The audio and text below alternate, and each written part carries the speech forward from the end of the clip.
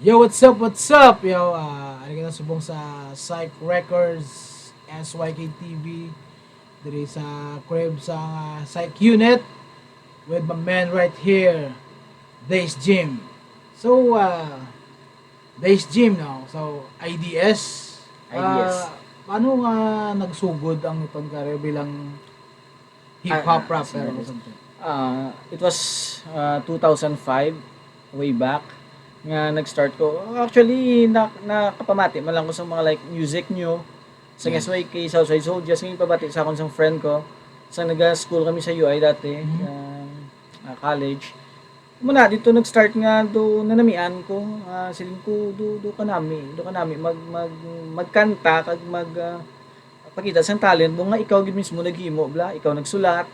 Amo na actually sa akon na naka-convince gid nga sige gusto ko maging rapper, gusto ko magsulod sa hip hop scene.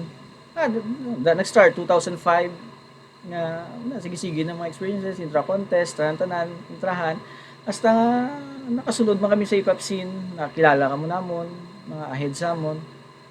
So, sa ano sa aton diri sa no, sa pag ubra sa mga kanta. Paano mag-ubra?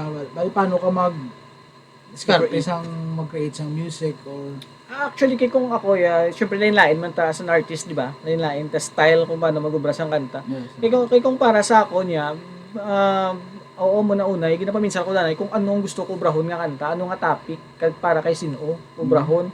After sina may mga lyrics na ko na nga napaminsaran, pero mangita ko na dahil isang music or maubra ko music nga isud lang ko sang lyrics ko nga magbagay sa music na ubrahon ko. Amo ko na magubra once nga ara ng music, daan ako ma-start naman sulat isang verses, bridge until nga mabuo ko isa ka kanta.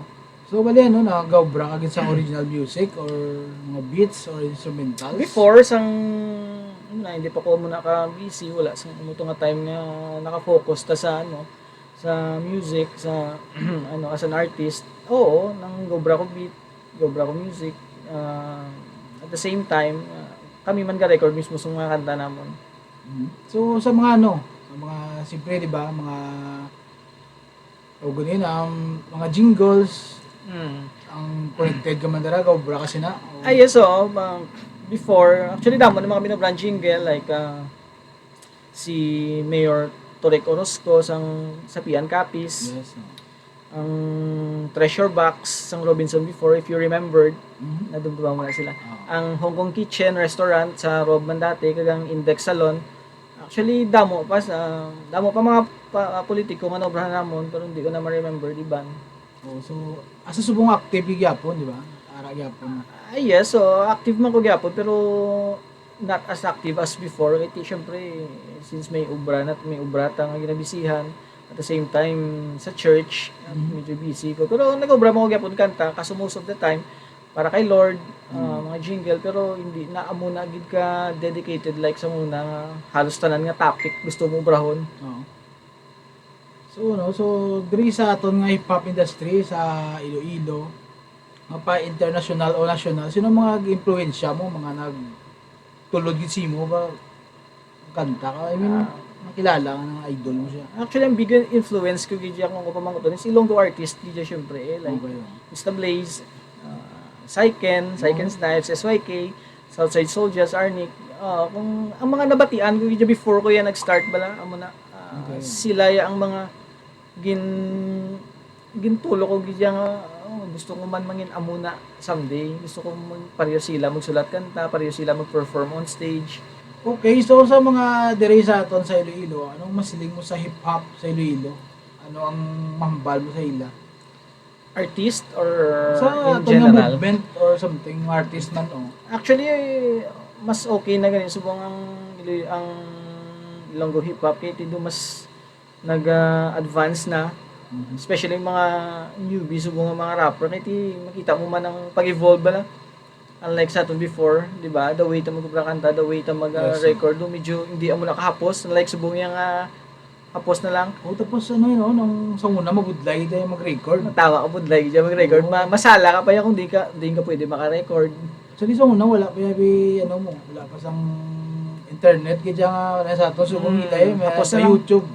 Actually, di ba, may mga banlab na subong yan. Oo. Tapos lang, cellphone lang, makarecord ka na. Dati yayawan pa uting So, para wala, pa namin. Tandaan nila si DR King lang, okay lang. Ah, Mike, si DR King, isa sa mga dako bully sa ilong artist Si DR before. King lang, yes. So, Shout out si DR King.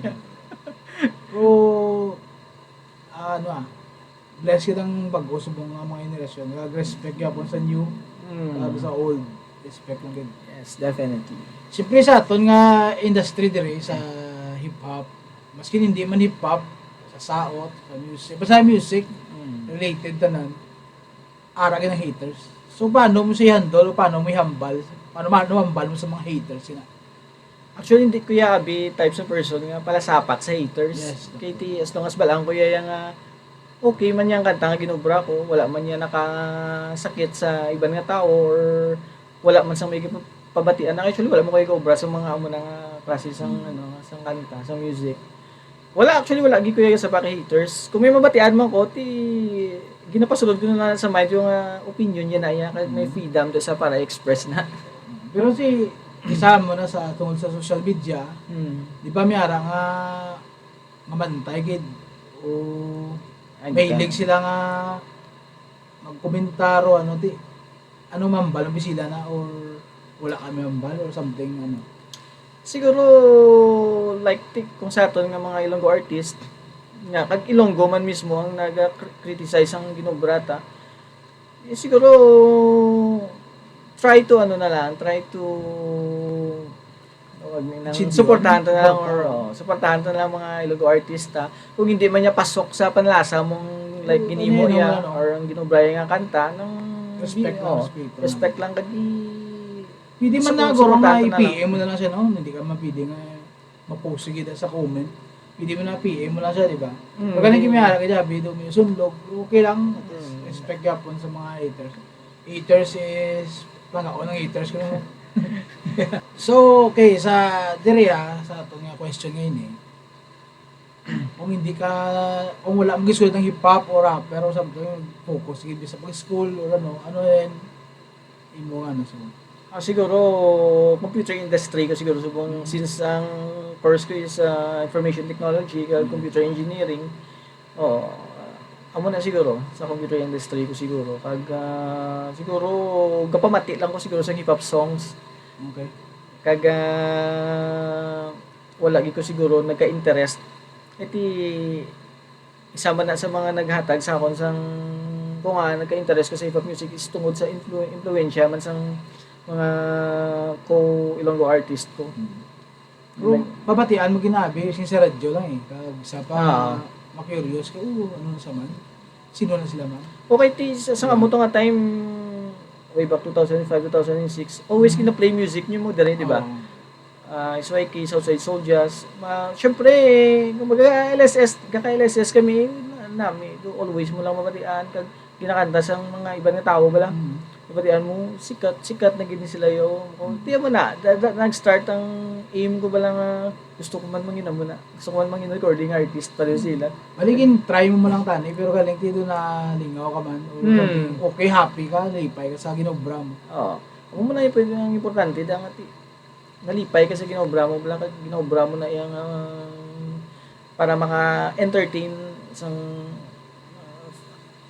tao, few people. I mean di ba, sa music, makortano man sa, simpano, di ba? Mayara ka dyan nga naghahatag, mayara man nga trip lang, mayara ka dyan nga, iskamamba ka nga okay lang, pero mapinsaran mo ka dyan nga, ubray ko nibi, kay matag ko sumusunod si pinsar mo, okay sige try tabi. Amo na gani, di ba sang nag-start kami, like man na siguro sa inyo, nagyan, nga, siyempre wala ka may mabaton, siyempre ka-start ka pa lang mo, intra ka na contest, kung gina-build mong ngalan mo, ang ngalan sa group nyo nga para makilalaman. Kasi siyempre mo ito natabo, eventually nga, sang medyo na recognize naman mga songs namon bisan pa paano, dito na nag-start man ang mga pwede nyo kami ubrahan kanta mo ni, wala, dito nag-start nga income na tayo gamay, bisan pa paano, damo ma-realize nga hindi lang gali ni puro hobby lang, bisan pa paano may balik man sa inyo. Pero nagsulod man sa pinsar mo Mariobi masilingin nga tutukan mo siya o patamon lang brown ko Wala man. Actually, before siguro, sang time nga Nag-income amo na on fire ko sa amo na nga bagay, kag siguro may Nag-income kasulod ako, nga, may oo. kasulod nga income, na paminsalan ko man nga ma-focus ko dito siguro. Gusto ko gidya makalabot national, kag kung pwede pa lang international, mas gusto ko do mo na bala. Pero mo na, syempre, mo na ngayon ba nila kung hindi para sa imo or hindi naka-align para sa imo ang Oo. isa ka bagay, hindi ginaya matabo. Amo na, pero syempre ang pagpalangga ko sa Music, kag hip-hop. music kag sa especially sa Ilonggo hip hop, ara iya Ah, gyapon yun. di ginaya madula. So, subong February, di ba? February 14, yes. Gumagugma, 14. Sino may ka-date o may ka-date ka or something? Ka-date.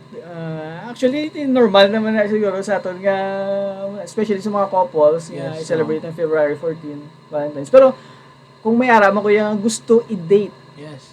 kag pinaka-gusto ko gid nga i-date is si Lord. Okay. Sa February 14, si Lord yung akon nga Yes. i-date. So, mga at least magplangga sa aton gidya nga makako. So, sa imo, sa 5 years from now, ano yan makita mo sa future mo? Siguro 5 years from now, since managa negosyo ko, may anak ko negosyo nga gamay. Siguro, since amo ng goal ko, ang aim ko nga mapadako, negosyo ko. Siguro tanan man siguro nga businessman na naganegosyo mo nang ginagol, di ba? Focus lang token na. Oo. Amo na kay actually dedicate ko man na kay Lord ng negosyo ko. Basta naka-align lang gid sa Ginoo ang ginaobra mo. Siguro mambal ka gid yang 5 years from now, makuha ko gid madako ni negosyo ko. Syempre, kung ano man ang nakuha nga blessings, try to share man to other people. Share ta gid ang blessings ta all the time kay ti although skills ta nang ginamit, pero yung skills ta di man nalin sa aton halin na kay Lord. Kung ano man ang mga blessings nga nag-aabot sa aton halin na tanan kay Lord. So, definitely we need to share. So, amo gina ang aton nga, I mean, amo nang sa pinsar gidya. I mean, pero ano sa una, si Blaze Jim, ako balik lang sa sila ng storya. Antes nga nagtotok sa kay Lord si Blaze Jim. Medyo ano, chick boy, makulit. Siyempre, pares man si mo. Siyempre, Mabuot, eh. since, amo na exposed to sa muna community, like, perform sa mga bars, Yes, perform sa kung din nga lugar. Siyempre, hindi ta na maligawan nga ma-influensyan man ta sa mga bisyo like inom, Okay. sigarilyo, like sa ginambal mo, pang babae. Mm. Pero at the end of the day, mambal ka man gyapon nga kana mo tong nga sala nga ginumbra before, pwede mo gid pagong kay balanta gini nga si Lord ya mapatawad ta kung ano man mga sala ta nga nabuhat before. As long as we repent kag ipakita ta gid nga kaya ta magbago. So, mo to sa Blaze Jim of IDS, kaga subong, papasalamat na kita kag shout out. Shout out si Blaze Jim. Okay. Shout out sa syempre IDS ang grupo ko, Arnic, sponsor Matsingilik. Chingilik, blue and red. Sa sa mga upod ko nga sa grupo ko before, Froilan, JL, kag Ice. Hi guys. Kag sa mga churchmate ko. I love you all. See you soon. Kay Lord, thank you so much.